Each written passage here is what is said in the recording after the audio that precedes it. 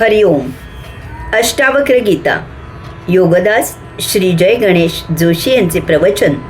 अध्याय 18 श्लोक क्रमांक 16.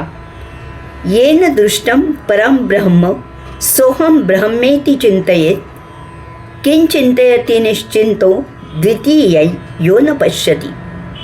भावार्थ, ज्याला दृष्टांत होतो की तो परब्रह्म परमात्मा तो स्वतःच आहे, तो ब्रह्मचिंतनात खुशाल रत राहू दे. परंतु ज्याला आत्मब्रह्म एकमेवा द्वितीय आहे असे आत्मज्ञान होते, तो असे चिंतन कसे करणार? अहम ब्रह्मास्मी हे अध्यात्मातील अंतिम महावाक्य आहे. योग्याला ध्यान समाधीमध्ये त्या दिव्य परमप्रकाशाची अनुभूती मिळते. याची अंतिम उपलब्धी म्हणजे एका भाग्यक्षणी त्याला साक्षात्कार होतो की तो परब्रह्म परमात्मा म्हणजे तो स्वतःच आहे. त्याला आता आणखी काही जाणायचे शिल्लक राहत नाही.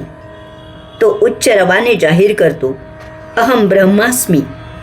ते ब्रह्म म्हणजे इतर दुसरे तिसरे काही नसून ते मी स्वतःच आहे. हे आध्यात्मिक घोषवाक्य आत्ता पावेतो अनेक वेळा आपण ऐकले आहे, वाचले आहे. परंतु अष्टावक्र मुनी त्याची महती फार सर्वात उंचीवर नेऊन ठेवतात. ते सांगतात की अहम ब्रह्मास्मी. ते ब्रह्म म्हणजे इतर दुसरे तिसरे काही नसून ते मी स्वतःच आहे. अशी ज्यांना अनुभूती मिळाली आहे ते जर ब्रह्माचे चिंतन करत असतील तर त्यांना तसे चिंतन करत राहू देत. परंतु यात अजूनही अंतिम उपलब्धी मिळालेली नाही हे त्यांनी लक्षात घ्यावे. आपले चिंतन सुरू ठेवावे.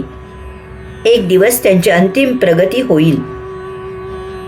ही अंतिम प्रगती अशी आहे की ब्रह्म एकमेवा द्वितीय आहे. त्यामुळे जेव्हा साक्षात्कार होतो की मीच ते ब्रह्म आहे, तेव्हा त्या क्षणी तेथेच द्वैत आणि अद्वैत या पलीकडील अवस्था होते. तो स्वतःच ते ब्रह्म असल्यामुळे आता चिंतन करण्याचे कारणच उरत नाही. आपण स्वतःला मिळवलेलेच आहे. आपण आहोतच. आणखी त्यात चिंतन करून स्वतःला प्राप्त करायचे शिल्लक असत नाही.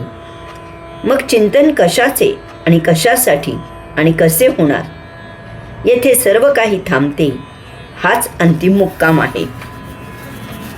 अष्टावक्र गीतेची महानता हीच आहे. ती आपल्याला पूर्ण करून अंतिम मुक्कामाला घेऊन जाते. वाटेत मुक्काम करू देत नाही. आपला हात धरून ती शेवटाला नेऊन अलगद तेथे ठेवते.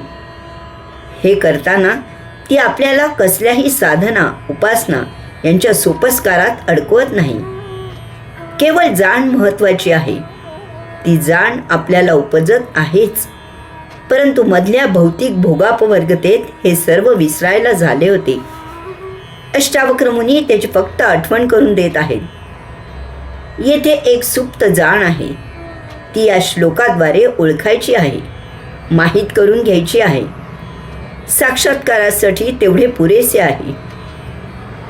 यासाठी काही उदाहरणे पाहूयात.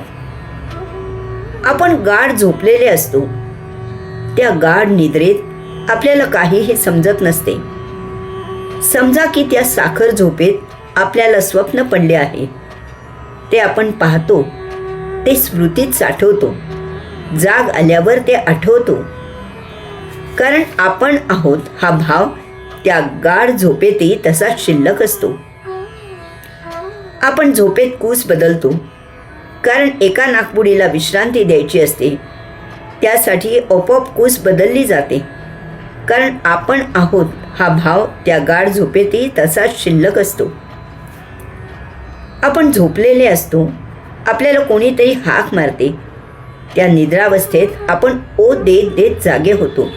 कारण आपण आहोत हा भाव त्या गाढ झोपेतही तसाच शिल्लक असतो. आपण आहोत की नाही हे आपल्याला मुद्दाम काहीतरी कृती करून तपासून पाहावे लागत नाही. ते आपल्याला आपोआप समजते. आपल्या अस्तित्वाचा तो भाव आपल्याला जीवित असेपर्यंत सतत असतोच. तो कधीही नष्ट होत नाही. याचप्रमाणे आपण आत्मब्रह्म आहोत हे स्फुरण आपल्याला सतत असतेच. भौतिक विश्वाची झापडे बांधल्यामुळे ते विसरायला होते. हा एवढा अस्मिन भाव जागृत झाला की आपण साक्षात्कारित होतो. मग त्यात तो भावही लोप पावतो. आपल्याला आपण आहोत असे चिंतन करायची गरज नसते. आपण मुक्त होतो. हरिओम.